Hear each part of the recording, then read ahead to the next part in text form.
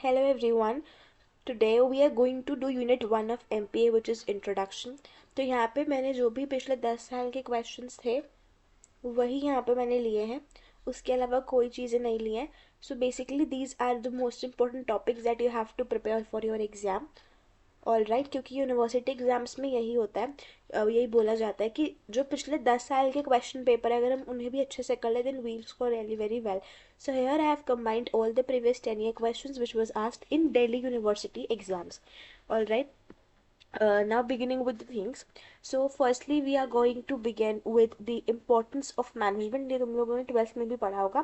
तो पहले तो भाई जो भी हमारे ग्रुप गोल्स होते हैं उसको अचीव करने में हेल्प करती है मैनेजमेंट, जैसे कि एफर्ट्स को कोऑर्डिनेट करती है, रिसोर्सेज को अच्छे से यूज़ करने पर it helps in achieving group goals. Second, it helps in achieving personal objectives. जो भी लोगों के पर्सनल ऑब्जेक्टिव्स होते हैं, जिसके लोगों की स्किल्स डेवलप हो सकती है, उनके जॉब सेटिस्फैक्शन भी मिलती है, उनको इनकम मिलती है. So it helps in achieving their objectives, personal objectives also. Next is increases efficiency. Efficiency क्या होता है? Efficiency का मतलब यही होता है कि जो भी टास्क है उसे करना with minimum cost. The management increases efficiency, creates dynamic organization. Dynamic means something which keeps on changing, right? तो वो एक organization बनाती है dynamic, ताकि जो भी environment हमारा continuously change हो रहा है उसके साथ adapt हो सके. Next, it helps in development of society. कैसे employment provide करा के good quality products and services को मैन्युफैक्चर करके. Next, it maintains coordination. Coordination भी मेंटेन करती है. Helps in solving problems. जो भी कॉन्फ्लिक्ट्स अराइज होते हैं तो management helps to solve them. Improves workplace atmosphere. जो भी वर्क प्लेस एटमोसफेयर उसको भी इम्प्रूव करती है. It brings innovation. जैसे मैंने भी बताया कि the environment is dynamic, right? So management helps in improving innovation, brings innovation, कि टेक्नोलॉजिकल एनवायरमेंट भी बार बार चेंज हो रहा है, so we adapt to that. Next, it's a very important topic, importance वाला तो ठीक है. Next we have is coordination as an essence of management. अब कोऑर्डिनेशन कैसे एसेंस है मैनेजमेंट का, क्यों है एसेंस? तो बेसिकली अगर मैं बात करूँ कोऑर्डिनेशन की, so it is an essence of management because coordination is required at every level of management. It's not like कि आपको कोऑर्डिनेशन सिर्फ एक ही लेवल पे चाहिए, हमें हर एक जगह पे चाहिए. तो coordination is an essence of management just because of the reason it is required at every level of management. Top management में कैसे चाहिए? तो टॉप मैनेजमेंट है वो गोल्स, और जो गोल्स होते हैं डिफरेंट डिपार्टमेंट्स को उसको कोऑर्डिनेट करने के लिए. मिडिल मैनेजमेंट में क्यों चाहिए? जो भी डिपार्टमेंट मैनेजर्स हैं और जो भी प्लान्स हैं उनको कोऑर्डिनेट करने के लिए. लोअर लेवल मैनेजमेंट में बोल सकते हैं कि लाइक वर्कर्स हो गया, टॉप मिडिल मैनेजमेंट हो गया, टॉप हो गया मिडिल मैनेजमेंट हो गया, उन सबके गोल्स को एक तरीके से हम लोग बोल सकते हैं कोऑर्डिनेट करने के लिए चाहिए होता है. सो इन a nutshell I'd say that it is required every level of management, like in top, middle and lower.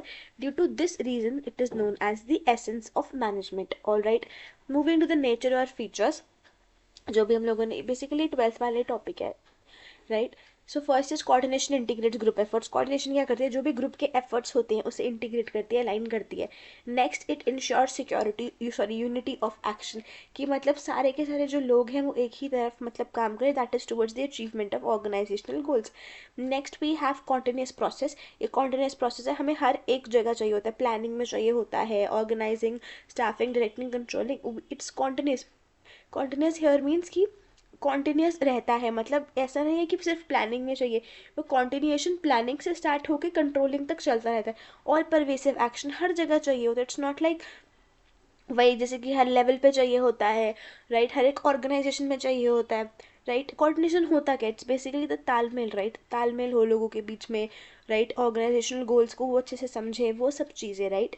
Organisation के गोल्स लोगों के पर्सनल गोल्स अलाइन करें, वो सब चीज़ें. Next is deliberate function. ऐसा नहीं है कि कोऑर्डिनेशन खुद ही हो जाता है, कोऑर्डिनेशन कराया जाता है, राइट?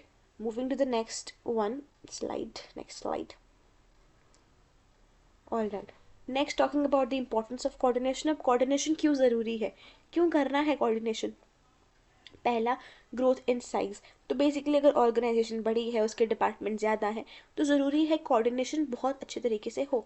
अब बहुत अच्छे मतलब होना चाहिए कोऑर्डिनेशन, तो ऑब्वियस सी बात है अगर ऑर्गेनाइजेशन बड़ी है तो ज़रूरी है कोऑर्डिनेशन होना. नेक्स्ट, स्पेशलाइजेशन, कि अगर कोई भी इंसान एक ही काम को बार बार करेगा तो वो उस चीज़ के अंदर स्पेशलाइज्ड हो जाएगा. फिर है फंक्शनल डिफरेंशिएशन. हर एक बेसिकली डिपार्टमेंट है उसकी खुद की फंक्शनल डिफ्रेंसिएशन होती है, राइट। हमारे पास एचआर होता है, फाइनेंस होता है, तो ज़रूरी है कि वो सारे के सारे डिपार्टमेंट्स आपस में कोऑर्डिनेट होकर चलें। टेक्निक्स या मैकेनिज्म्स ऑफ कोऑर्डिनेशन है, ये हम लोगों ने 12th में, तुम लोगों ने नहीं पढ़ा था। ऑल राइट, तो पीछे वाला जो टॉपिक था इट वॉज 12th वाला। दिस यहाँ से थोड़ा नई चीज़ें चालू होंगी, ध्यान से सुनना। टेक्निक्स या मैकेनिज्म्स ऑफ कोऑर्डिनेशन, अब इसमें क्या क्या चीज़ें हैं वो देखते हैं हम लोग। ऑल राइट, तो सबसे पहले तो है साउंड प्लानिंग। सबसे पहला क्या है, साउंड प्लानिंग। बेसिकली अगर प्लानिंग ही ढंग से नहीं होगी तो कोऑर्डिनेशन कैसे होगा। गोल्स पूरी क्लियर होने चाहिए, right. Next is simplified organisation. अब सिंप्लीफाइड ऑर्गेनाइजेशन के अंदर ये है कि बिल्कुल भी कंफ्यूजन नहीं होनी चाहिए लेवल्स के बीच में, सबको अपनी जॉब पता होनी चाहिए। Next we have effective communication. Communication बहुत ज़रूरी होती है, राइट, रिगार्डिंग द थिंग्स, तो उससे भी कोऑर्डिनेशन जो है वो सही रहता है। Next we have effective leadership and supervision, की जो भी काम हो रहा है उसको अच्छे से जो है सुपरवाइज करो, राइट, वो सब चीज़। Then is chain of command, हमें पता होना चाहिए कि अथॉरिटी किसके पास है, रिस्पॉन्सिबिलिटी किसके पास है। बेसिकली अथॉरिटी जो है वो फ्लो करती है from top to bottom, right. Next we have lies and departments. Lies and departments, they are basically the linking departments that like link different departments, right, communication में help करते हैं। और right, next we have general staff. General staff वो staff होता है जो कि suggest करता है ideas to different people, right. This is how, not people specifically, if we'll talk about to your departments, right, कि this is how the thing should be done, और you can say suggestions. तो suggestions देते हैं अलग अलग departments को। For example HR को दिया कोई सजेशन, फाइनेंस डिपार्टमेंट को दिया, तो वो काम होता है जनरल स्टाफ का। वॉलंटरी कोऑर्डिनेशन, वही चीज़ हमने पहले भी पढ़ी थी कि डेलिबरेटली होती हैं चीज़ें। वॉलंटरी खुद इंसान जो है उसको खुद विलिंगनेस होना चाहिए कि भाई कोऑर्डिनेट करके काम करना है। नेक्स्ट वी हैव रिक्विजिट्स या तो फिर प्रिंसिपल्स ऑफ कोऑर्डिनेशन। पहला तो है डायरेक्ट कांटेक्ट, मतलब अगर तुम्हें कोऑर्डिनेट करना है तो तुम सीधा, मतलब डायरेक्ट कांटेक्ट जरूरी है। इज बेसिकली लाइक कि communication is important, right, communication बहुत ज़रूरी होता है। नेक्स्ट इज अर्ली स्टार्ट, मतलब ये है कि तुम स्टार्टिंग से ही स्टार्ट करो, दैट्स प्लानिंग से ही स्टार्ट कर दो coordination, right. Next is continuity, हर एक उसमें चाहिए होता है, मतलब प्लानिंग से लेकर कंट्रोलिंग तक चलता रहता है। कोऑर्डिनेशन इज समथिंग जो कि हम बीच में से नहीं छोड़ सकते, it's required. Next is dynamism, कि जो हमारी इन्वायरमेंट है वो बार बार चेंज होता रहता है। साथ ही साथ ज़रूरी है कि डिस्पाइट ऑफ दोज चेंजेस हम इकट्ठे गोल्स वगैरह को कोऑर्डिनेट करके चले, लोगों को कोऑर्डिनेट करके चले, वो चीज़। सिंप्लीफाइड ऑब्जेक्टिव्स, भाई ऑब्जेक्टिव सिंप्लीफाइड होने चाहिए, लोगों को समझ में आना चाहिए कि उनका काम क्या है, ठीक है, कंपनी क्या चाहती है उन लोगों से, क्या उनका आउटकम आए, वो सब चीज़ें। क्लियर कट ऑब्जेक्टिव्स, ऑब्जेक्टिव्स एकदम क्लियर कट होने चाहिए, कोई वो नहीं होनी चाहिए कि क्या करना है, क्या ऑब्जेक्टिव है ऑर्गेनाइजेशन का। Need should be sharp enough. Sharp enough तो मतलब, शार्प इनफ तो नहीं बोलेंगे, क्लियर कट ही बोलेंगे, राइट। मतलब पूरा क्रिस्टल क्लियर होना चाहिए क्या चाहती है ऑर्गेनाइजेशन, वो चीज़, right. Next we have dimensions of coordination mechanisms by Henry Mintzberg. यहाँ पे 5 चीज़ें हैं। पहला है म्यूचुअल एडजस्टमेंट। म्यूचुअल एडजस्टमेंट के अंदर क्या होता है कि कोई बॉस नहीं होता है, लोग आपस में तालमेल बिठा के जो है वो काम करते हैं। डायरेक्ट सुपरविजन, इसमें एक बॉस होता है, वो सबको ऑर्डर देता है और काम होता है। स्टैंडर्डाइजेशन ऑफ वर्क प्रोसेसेस, इसका मतलब है कि वर्क प्रोसेसेस, मतलब तुम कोई भी काम कर रहे हो तो तुम्हारा जो भी वर्क प्रोसेस है वो करने का एक ही है, अलग नहीं है। जो भी इंसान काम कर रहा है, सब इंसान का work process is like same, that is standardisation of work process.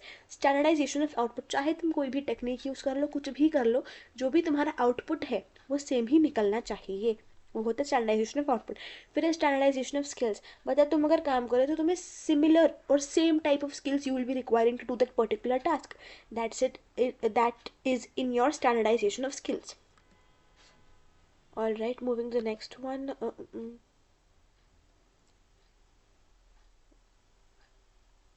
Okay, next we have organizational configurations और design. तो ये बेसिकली ना अगर मैं बात करूँ तो इतने ज़्यादा इंपॉर्टेंट नहीं है, क्योंकि इन पे क्वेश्चन सीधा नहीं आ रखा प्रीवियस ईयर्स के अंदर, ठीक है, फिर भी पढ़ के जाना। क्योंकि वैसे इसमें इतना कंटेंट है नहीं, मतलब सिर्फ इंपॉर्टेंट इंपॉर्टेंट टॉपिक्स ही हैं। ऑल राइट, ऑर्गेनाइजेशनल कॉन्फ़िगरेशंस या तो फिर डिज़ाइन, बहुत सिंपल है ये। पहला तो है सिंपल स्ट्रक्चर। सिंपल स्ट्रक्चर के अंदर क्या होता है कि एक बॉस होता है, everyone follows that boss. Next we have machine bureaucracy. Machine bureaucracy में क्या होता है, everything is fixed and formal, rule based, बिल्कुल रूल बेस्ड होता है सब कुछ, ठीक है। Next is professional bureaucracy. Professional bureaucracy में क्या होता है, जो भी एक्सपर्ट्स हैं वो चीज़ों को रन करता है, बॉसेस नहीं होते हैं यहाँ पर, experts are the one who run things. Divisional structure हम लोग पढ़ के आ रखे हैं 12th के अंदर। डिविजनल स्ट्रक्चर के अंदर यही होता है कि अलग अलग डिविजन्स होते हैं, उस हिसाब से काम होता है। नेक्स्ट वी हैव इज एडोक्रेसी और इनोवेटिव स्ट्रक्चर। इसके अंदर क्या होता है कि हम लोग ये बोलते हैं, okay, so firstly we have figurehead. अब फिगर हेड क्या करता है, जो फिगर हेड है वो तुम्हारा सेरेमोनियल परफॉर्मर है, जो भी तुम्हारी फॉर्मल ड्यूटीज वगैरह को परफॉर्म करता है, ठीक है, जैसे कि कोई पेपर पे साइन करना, ठीक है, वो सब चीज़ें। Next we have leader. अब ये लीडर क्या करता है, जो लीडर है,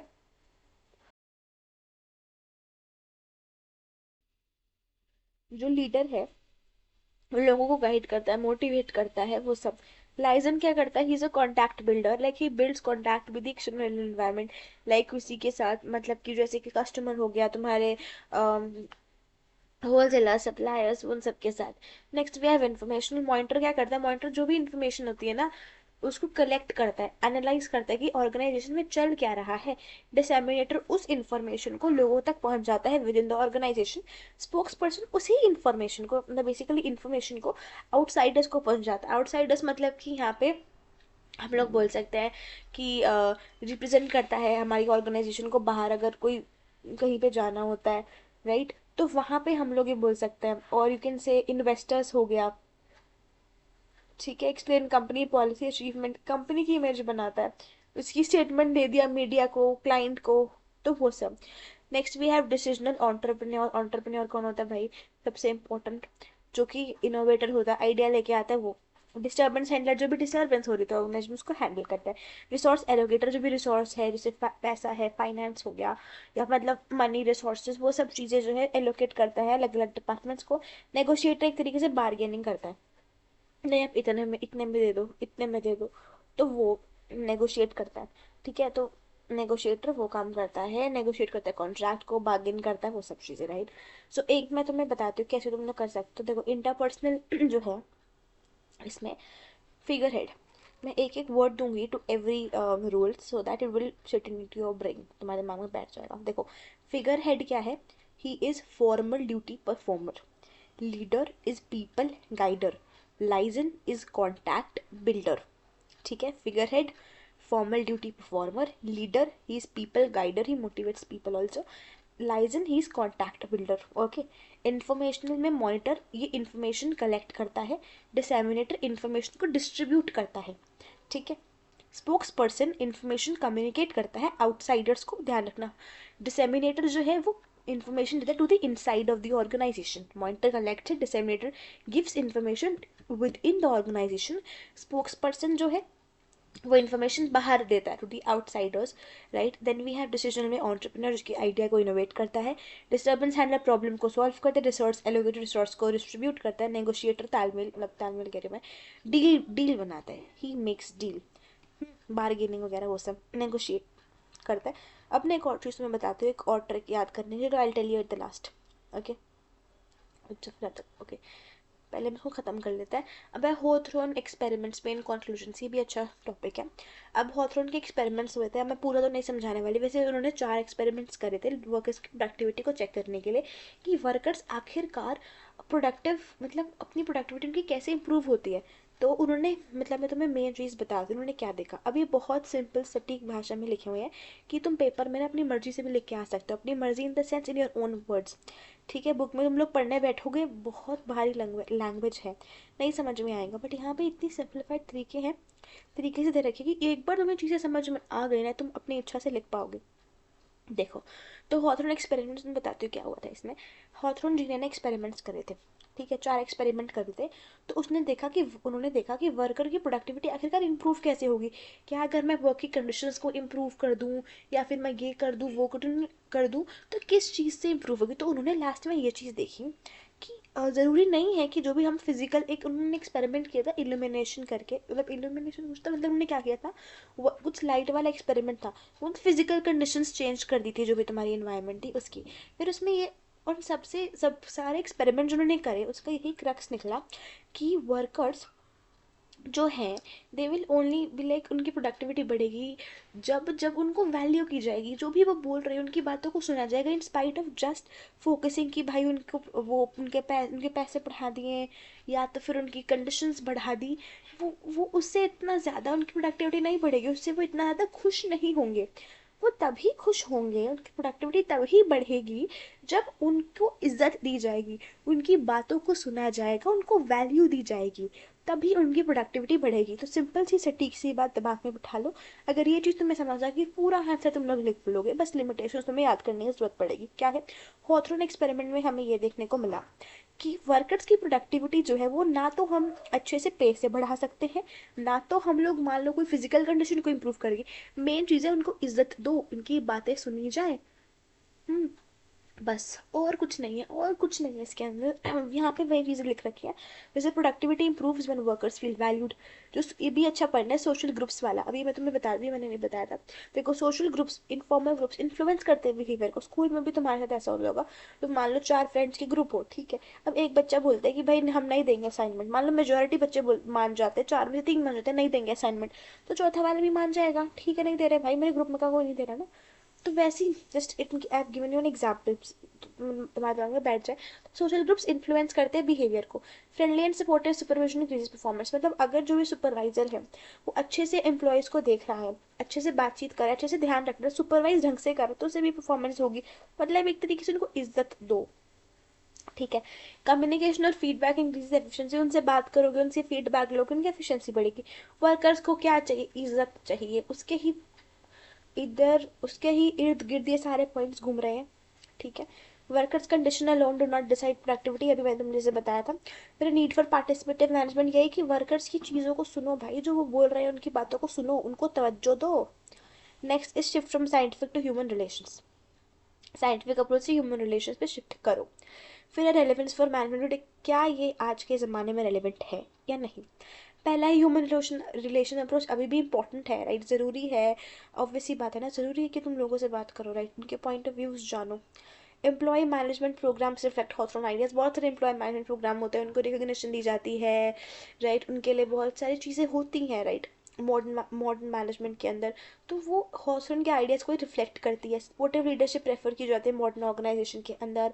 इनफॉर्मल ग्रुप्स हर एक ऑर्गेनाइजेशन में है ना भाई, हर एक जगह है। फिर है कम्युनिकेशन, बहुत इंपॉर्टेंट होता है। मॉडर्न मैनेजमेंट टीम वर्क जो है प्रोडक्टिविटी इंप्रूव करती है।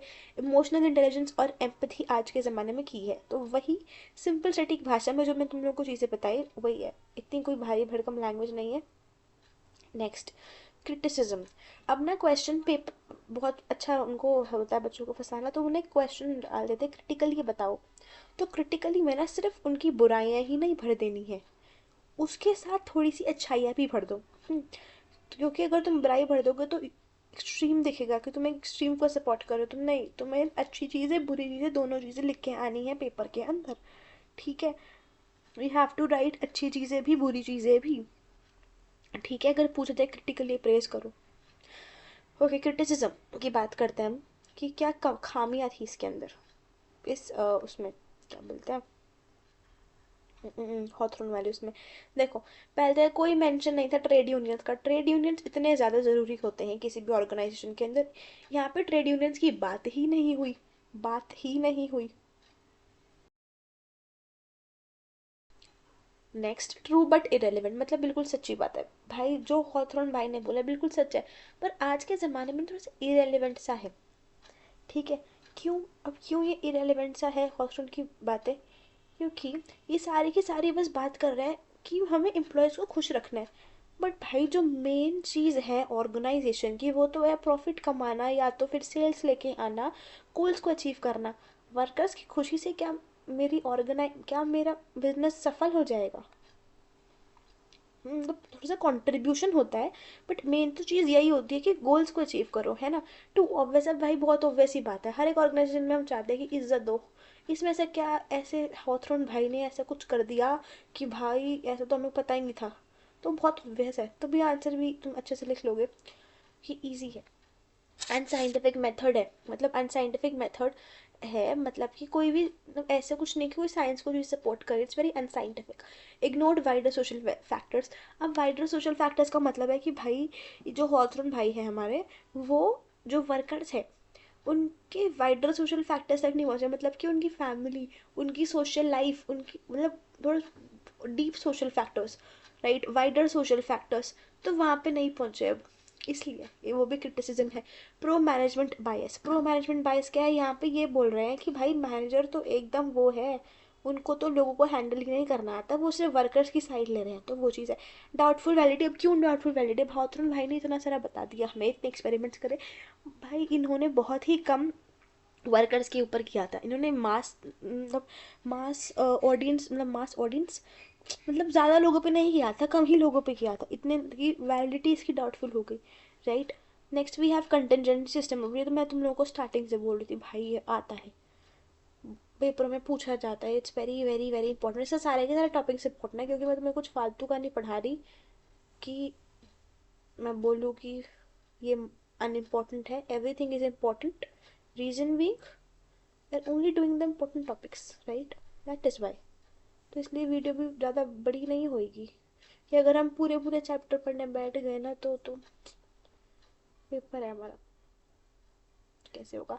Anyways, contingency and systems approach. Okay, talking about systems approach, इसमें क्या होता है, सिस्टम अप्रोच वो होता है, सिस्टम हम पूरी ऑर्गेनाइजेशन को क्या मान लेते हैं, सिस्टम मान लेते हैं, क्या मान लेते हैं, सिस्टम मान लेते हैं, और जब भी उसके डिपार्टमेंट है उसको पार्ट्स मान लेते हैं, सब सिस्टम, बस उसके इर्द गिर्द है सारी चीज़ें, बहुत ईजी है, ये भी बहुत ईजी है, दोनों चीज़ें बहुत ईजी है, सिस्टम और कंटिजेंसी। बस ध्यान से सुनना, कान खोल के देखो। System approaches organisation system, department से डिपार्टमेंट में क्या होता है कि जो भी तुम्हारे डिपार्टमेंट है वो पार्ट्स है या सब सिस्टम है, तो here organisation is treated as your system and your departments are treated as parts और सब सिस्टम्स। मेन फीचर्स के बारे में बात करते हैं हम लोग, क्या है, बहुत सिंपल है, बहुत सिंपल। देखो, हर एक सिस्टम क्या है, एक हर एक सिस्टम का एक गोल होता है, हर एक ऑर्गेनाइजेशन का गोल होता है। कोई ऑर्गेनाइजेशन चाहती है कि भाई मेरी सेल्स अच्छी हो, कोई ऑर्गेनाइजेशन चाहेगी मेरा प्रॉफिट अच्छा हो, सारे के सारे all system has many part, सब सिस्टम्स अलग अलग डिपार्टमेंट्स होते हैं ना हर एक सिस्टम के, राइट, कोई किसका फाइनेंस, HR, बहुत सारे होते हैं, सारे के सारे पार्ट्स डिपेंड करते हैं एक दूसरे पे, राइट, सेल्स मार्केटिंग पे डिपेंड करता है। तो मतलब all the parts depend upon each other, close and open system, simple है। ये भी क्लोज सिस्टम होता है कि मतलब वो सिस्टम जब organisation is not interacting with the outside और एक्सटर्नल फोर्सेज। ओपन सिस्टम है कि वो इंटरैक्ट कर रही है विद द आउटसाइड फोर्सेज और external environment, in simple words. Management क्या है, एक ओपन सिस्टम है, मैनेजमेंट इंटरैक्ट करता है ना outside forces, suppliers, retailers, customers, multidisciplinary, मतलब कि अलग अलग सब्जेक्ट्स का कॉम्बिनेशन, मतलब कि अलग अलग, जिसकी साइकोलॉजी इन इकोनॉमिक्स, तो उनका कॉम्बिनेशन उसको बोलते हैं मल्टी डिसिप्लिनरी। देन कंटेंजेंसी या सिचुएशनल अप्रोच। कंटेंजेंसी अप्रोच बोलते हैं कोई बेस्ट तरीका नहीं है किसी भी चीज़ को करने का, हर एक चीज़ जो है वो सिचुएशंस पे डिपेंड करती है, ठीक है, इन्वायरमेंट पे डिपेंड करती है, किस हिसाब से सिचुएशन है उसी हिसाब से हमारा आउटकम आएगा, उसी हिसाब से we have to do things, right. तो it says no one best way to do things, it depends upon environment, depend करती है इन्वायरमेंट के ऊपर। सिचुएशनल अप्रोच जैसे मैंने बताया, डिपेंड्स अपॉन की सिचुएशन कैसी है। अडेप्टिव अप्रोच है, मतलब ये ऐसी चीज़ें को हम अडेप्ट कर सकते हैं, मतलब इट एक डायनामिक इन्वायरमेंट के हिसाब से है कि अडेप्टिव है, मतलब we can adapt to things in this. Next is practical और एक्शन ओरिएंटेड है, क्यों, क्योंकि भाई हम सिचुएशन के हिसाब से सोच के चलना चाहिए, क्योंकि जो हमारा बिजनेस एनवायरनमेंट है बहुत डायनामिक है, it keeps on changing again and again again and again, right. Next, advantages of this, इसकी क्या एडवांटेजेस है, मैंने कॉन्टेंजेंसी के करे एडवांटेजेस, क्योंकि प्रीवियस ईयर में वैसे पूछे नहीं गए थे सिस्टम, उसमें बताती हूँ। प्रीवियस ईयर में बोला था तो क्रिटिकली टेल अबाउट कॉन्टेंजेंसी या सिचुएशनल अप्रोच, से पहले विल बी फीचर्स थे, फिर उसके बाद उसको क्रिटिकली बताना था, तो उसमें हम लोग एडवांटेजेस डिसएडवांटेजेस को क्या लिखेंगे, कॉम्बो लिखेंगे, कॉम्बो, कॉम्बिनेशन। तो प्रीवियस ईयर में नहीं बोला गया था कि सिस्टम अप्रोच को तुम्हें क्रिटिकली अप्रेज करना है, तो मैंने नहीं ऐड करा, ठीक है, मैंने बिल्कुल वही करा है जो कट टू कट एकदम पॉइंट टू पॉइंट जो पूछा गया वही, कोई फालतू गिरी नहीं। ओके, एनीवेज, एडवांटेजेस एडवांटेजेस क्या है, हाईली प्रैक्टिकल है, ठीक है, क्योंकि वही सिचुएशंस पे डिपेंड करता है, एनवायरनमेंट चेंज होता है बार बार। नेक्स्ट इज फ्लेक्सिबल, वही है कि सिचुएशन के अकॉर्डिंग चेंज होता है। Next is better problem solving, क्यों, क्योंकि बिजनेस एनवायरनमेंट इज डायनामिक, वही चीज़ें घूम फिर के, right. Next is broader thinking for useful for dynamic environment. मतलब ब्रॉडर थिंकिंग होती है, मतलब एक तरीके से हम ट्राई करते हैं कि सारे सारे सिचुएशंस को हम लोग अच्छे से समझें, अच्छे से थिंक मतलब सोचे जो भी तुम्हारी चीज़ें हैं। राइट, ब्रॉडर थिंकिंग होती है ताकि डायनामिक इन्वायरमेंट मतलब बेसिकली क्या है कि सारे सारे एस्पेक्ट्स को कंसीडर करते हैं, सिचुएशंस को कंसीडर करते हैं, जिससे ब्रॉडर थिंकिंग होती है which is useful for dynamic environment. Integrative approach है, यहाँ पे 5 है, वैसे 6 लिख रखा है मैंने, 5 है। सो एक इंटीग्रेटिव अप्रोच है, ठीक है। Next we have is disadvantages. Disadvantages is हम भाई हर एक सिचुएशन को नहीं एनालाइज कर सकते, टाइम कंज्यूमिंग है, इतना टाइम लगेगा कि हर एक सिचुएशन को एनालाइज करने में। मैनेजर्स को डीप नॉलेज भी चाहिए, अब हर एक सिचुएशन को मैं सोचूं एनालाइज करूँ तो भाई मेरे को नॉलेज भी तो होनी चाहिए ना उस चीज़ के लिए। एक्सपेंसिव है स्मॉल फॉर्म्स के लिए, पैसा जाएगा भाई। नॉट सुटेबल, जहाँ पे सिचुएशंस बहुत जल्दी चेंज होते हैं, it's not suitable way situations change very fast. Next we have basic principle of Indian ethos for management. क्या बेसिक प्रिंसिपल होते हैं इंडियन इथोस के? इंडियन इथोस क्या होता है? बेसिकली वही तुम्हारी रामायण महाभारत जो तुम पढ़ देखते होगे टीवी पे। तो बेसिकली है कि वो सारी जो भी इंडियन इथोस हैं, जो भी हम लोग उन्हें लिया है वहाँ से चीज़ें, तो वो चीज़ें कैसे मैनेजमेंट के अंदर अप्लाई होती हैं, ठीक है। वही चीज़ें हैं बेसिकली। क्या है, each soul has immense potential. हर एक सोल का एक इमेंस पोटेंशियल होता है, क्यों? क्योंकि जो सोल है वो एक पार्ट है यूनिवर्स का, ठीक है। तो उस पर बहुत शक्तियाँ होती है, उस पर बहुत चीज़ें होती है जो इंसान नहीं वो कर पाता, पहचान पाता, बट हर एक इंसान में इमेंस पोटेंशियल होता है। Next is holistic approach. नहीं नहीं, रुको रुको, मैंने गलत बता दिया, वो होलिस्टिक में था यूनिवर्स वाली बात। Wait wait, let me just see and tell, क्योंकि मेरे से भी गलतियाँ हो जाती है इसमें। I don't want you to teach wrong things, way I don't want you to teach wrong things, yes. अच्छा, अभी तुम लोग सही चीज़ें सुनो तभी तुम सही लिख पाओगे पेपर के अंदर, ठीक है। I am watching, wait.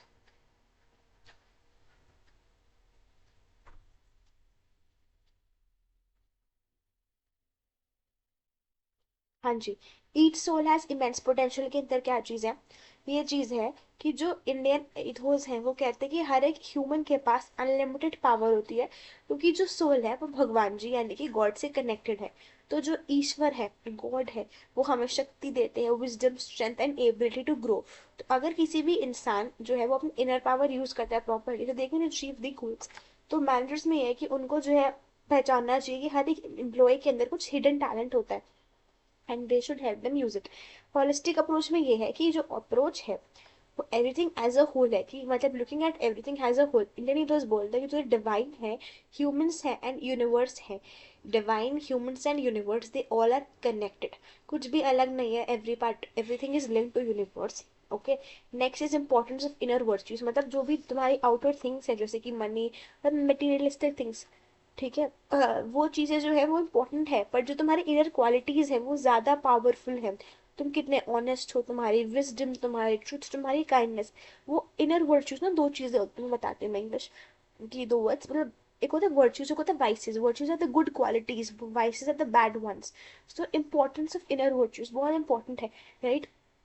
तो इंडियन तो बोल दे कि मैनेजर्स को डेवलप करने चाहिए अपनी स्ट्रेंथ, काम माइंड हो गया, विजन, क्लैरिटी, इंट्यूशन। कर्मयोग, ये महाभारत जो फैन होंगे महाभारत उनको पता होगा कर्मयोग क्या होता है। कर्मयोग इज कि तुम बस कर्म पे ध्यान दो, फल की इच्छा मत करो। Only focus on whatever is your karma, don't focus on the result, ठीक है। इसको अब तुम अंग्रेजी में भाषा में लिख सकते हो। फिर योगा कर्मासु कौशलम, मतलब जो भी तुम काम कर रहे हो ना उससे इमोशनली कनेक्ट मत हो, डिटैच होके करो। मतलब इमोशनल एक्सट्रीम्स है, तुम बहुत ज़्यादा कनेक्टेड हो गए या तो बिल्कुल भी कनेक्टेड नहीं हो गए, तो extremes are harmful. So you should be like, ये कि काम करो, इमोशनली कनेक्ट मत हो चीज़ों के साथ। Next is cooperation and team work. वही हम वापस आ गए यहाँ पे एमपीए पे, थोड़ी सी महाभारत रामायण से निकलते वही। कॉपरेशन एंड टीम वर्क भाई ज़रूरी है कि सब कॉपरेट होकर काम करें, और एक टीम वर्क भी ज़रूरी है। अब मैं तुम्हें एक और चीज़ बताऊंगी लास्ट में, कॉपरेशन टीम वर्क का थोड़ा सा ऊपर ऊपर से डिफरेंस। एनीवेज, अब है पिरामिड स्ट्रक्चर, इतना इंपॉर्टेंट नहीं है ये। देखो क्या है, ऑर्गेनाइजेशन पिरामिड की तरह है, ठीक है। टॉप लेवल में बॉसेस मैनेजर्स होते हैं, मिड लेवल में क्या होता है, सुपरवाइजर, भाई डिपार्टमेंटल हेड्स वगैरह, यहाँ पे वो मतलब है, हेड का मतलब यहाँ पे डिपार्टमेंटल हेड्स है।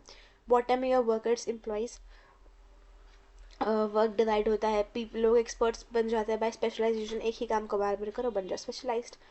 फिर हेड डिपार्टमेंट्स जो होते हैं वो फॉर्म होता है, it helps in control and management. ठीक है, तो मतलब बहुत कुछ नहीं है इसमें, यही जो तुम लोग स्ट्रक्चर पढ़ के आते थे ना, ये वाला, रुक जाओ, ये वाला top management, middle management, lower management, या टॉप होता है या मिडिल होता है, लोअर होता है, तो वही चीज़ है इसमें, और कुछ नहीं है। अब एक अच्छा पॉइंट बहुत ज़्यादा जरूरी, डिफरेंस। ये डिफरेंस इंपॉर्टेंट है सिस्टम्स और कंटेंजेंसी अप्रोच का, तो ध्यान से सुनो। मीनिंग, सिस्टम अप्रोच में क्या है कि ऑर्गेनाइजेशन एक सिस्टम होता है अलग अलग इंटररिलेटेड पार्ट्स का, राइट। इस कंटेंजेंसी अप्रोच कहते हैं कि कोई सिंगल बेस्ट वे नहीं है, it depends upon situation. View point क्या होता है, इसमें ऑर्गेनाइजेशन को हम लोग देखते हैं कि वो एक पूरा सिस्टम है। यहाँ पे कंटेंजेंसी अप्रोच को हम लोग देखते हैं कि हर एक जो भी सिचुएशन होती है ना, उसको हम लोग सेपरेटली देखते हैं। नेक्स्ट वी हैव, यहाँ मैंने नेचर ले लेता है गलती से, इट्स फोकस। तो यहाँ पे हम फोकस किस पे करते हैं, जो भी हमारे इंटरनल इन्वायरमेंट होता है और जो भी सब सिस्टम्स होते हैं ऑर्गेनाइजेशन के, उसके ऊपर जो है हम लोग फोकस करते हैं। यहाँ पे हम लोग फोकस करते हैं सिर्फ और सिर्फ एक्सटर्नल इन्वायरमेंट पर ही। All right, next we have nature. ये जनरल होता है और बहुत ज़्यादा थ्योरेटिकल होता है, ये हमारा पूरा प्रैक्टिकल ओरिएंटेड होता है। Next we have the next topic which is flexibility. तो जो हमारा सिस्टम अप्रोच है, it is less flexible, same system होता है सबके लिए, but your contingency approach is highly flexible, it changes with your like situation, right. Next we have is problem solving. तो ये डिटर्मिनिस्टिक सॉल्यूशंस देता है सारे के सारे प्रॉब्लम के। ना what do you mean by deterministic, deterministic का मतलब क्या होता है, डिटर्मिनिस्टिक का ये मतलब होता है कि जो भी तुम्हारे एक तरीके से हम लोग बोलते हैं कि something which is fixed, certain and predictable, तो उसको हम लोग बोलते हैं deterministic. That is result will always be the same if the situation is same, तो that is what is the deterministic, like fixed solution देता है प्रॉब्लम्स का। ये सजेस्ट करता है probable and flexible approach. Classical principle क्या है, it does not comment, तो मैं डिटेल में नहीं जा रही हूँ क्लासिकल प्रिंसिपल के, राइट, ऊपर ऊपर से कर रही हूँ क्योंकि वन शॉट है, फटाफट से मैं सिलेबस को निपटाना है। ठीक है, it does not comment on validity of classical principle, ये रिफ्लेक्ट करता है ब्लाइंड एप्लीकेशन, इसको मत भी लिखना, नहीं लिखना तो भी ठीक है। नेक्स्ट इन्वायरमेंट पे आ जाओ। Environment is not considered central, environment यहाँ पे बहुत मेन फैक्टर होता है। ठीक है, तो क्लासिकल प्रिंसिपल को छोड़ना है छोड़ देना, 7 पॉइंट्स इनफ है। ठीक है, अब हमारा जो है सब खत्म हो गया जो भी मैं पढ़ना था। अब एक दो चीज़ें मैं तुम्हें बताती हूँ, एक तो है कॉपरेशन और कोऑर्डिनेशन के बीच में डिफरेंस। तो मैं पूरा डब्बे डुब्बे बना बुबू के नहीं बता रही, मैं ऐसे ही बता रही हूँ। कॉपरेशन में क्या होता है, कॉपरेशन में होता है कि जो लोग हैं वो विलिंगली, वो खुद इच्छा होती है उनकी लोगों को कि वो एक दूसरे की हेल्प करें। कोऑर्डिनेशन के अंदर क्या होता है, कोऑर्डिनेशन के अंदर होता है कि मैनेजर आता है, अरेंज करवाता है, तो बेसिकली मैनेजर करवाता है, डेलिबरेटली लोगों को कोऑर्डिनेट करवाता है। कॉपरेशन वॉलंटरी होता है, लोग अपनी इच्छा से करते हैं, अपनी अपने उनको होता है कि भाई हमें विलिंगनेस होती है उनको कोऑर्डिनेट, इकट्ठे काम करने की, दूसरे को हेल्प करने की, तो दैट इज कोऑपरेशन। कोऑर्डिनेशन में प्लान होता है, रिक्वायर होता है, वो चीज़ होती है। अब एक और चीज़ मैं बोल रही हूँ तो मैं याद कराऊंगी एक चीज़ अच्छे से, वो मैं वो याद कराऊंगी, देखो ये क्या टॉपिक है। उम, उम, उम, मैं बहुत जल्दी बोल रही हूँ मेरे को लग रहा है, एनीवेज। तो एक टॉपिक याद कराना था, हाँ ये चीज़। अब ना इसको मैं ऐसे याद कराऊंगी कि तुम्हें ना मतलब बहुत अच्छे से याद होगा। देखो, तुमने 12th की बीएसटी पढ़ी है, पहला चैप्टर क्या था, मैनेजमेंट वाला, जिसमें हम लोगों ने किसकी बात करी थी, कोऑर्डिनेशन के बारे में। तो हो गया वॉलंटरी कोऑर्डिनेशन। फिर हम लोगों ने पढ़ा था अबाउट योर बिजनेस इन्वायरमेंट, तो उसको हटा दो। हमने पढ़ा था वो मैनेजमेंट की प्रिंसिपल्स क्या होते हैं। तो एक होता है chain of command, voluntary coordination, chain of command. फिर प्लानिंग, स्टाफिंग, ऑर्गेनाइजिंग, वो सब चीज़ें थी। Planning, organising, staffing, directing, controlling. So planning में क्या है, साउंड प्लानिंग। फिर क्या पढ़ा, ऑर्गेनाइजिंग, सिंप्लीफाइड ऑर्गेनाइजेशन हो गया, और तुम्हारा लाइजन डिपार्टमेंट हो गया, ऑर्गेनाइजेशन से हो गया ये। उसके बाद तुमने स्टाफिंग पढ़ा, तो जनरल स्टाफ हो गया। फिर उसके बाद तुमने लीडरशिप पढ़ा, तो इफेक्टिव कम्युनिकेशन, यानी कि डायरेक्टिंग में effective communication, effective leadership and supervision. Simple हो गया याद। क्या बोला मैंने, पहले हमने पढ़ा था 12th क्लास में कोऑर्डिनेशन, तो वॉलंटरी कोऑर्डिनेशन। फिर एक था तुम्हारा प्रिंसिपल चेन ऑफ कमांड। फिर प्लानिंग, ऑर्गेनाइजिंग, स्टाफिंग पढ़ा। तो प्लानिंग में क्या हो जाएगा, ये हमारा हो जाएगा साउंड प्लानिंग। ऑर्गेनाइजिंग पढ़ा, सिंप्लीफाइड ऑर्गेनाइजेशन और लाइसेंस डिपार्टमेंट्स। फिर पढ़ा था हम लोगों ने स्टाफिंग, जनरल स्टाफ। फिर मतलब डायरेक्टिंग, हमारे effective communication, effective leadership and supervision. ठीक है, तो भाई जो भी यूनिट 1 के जितने भी इंपॉर्टेंट टॉपिक्स थे पिछले 10 सालों के, एंड बाय 10 ईयर्स मैंने अच्छे से इकट्ठे करे हैं ये, लगाए हैं, ठीक है।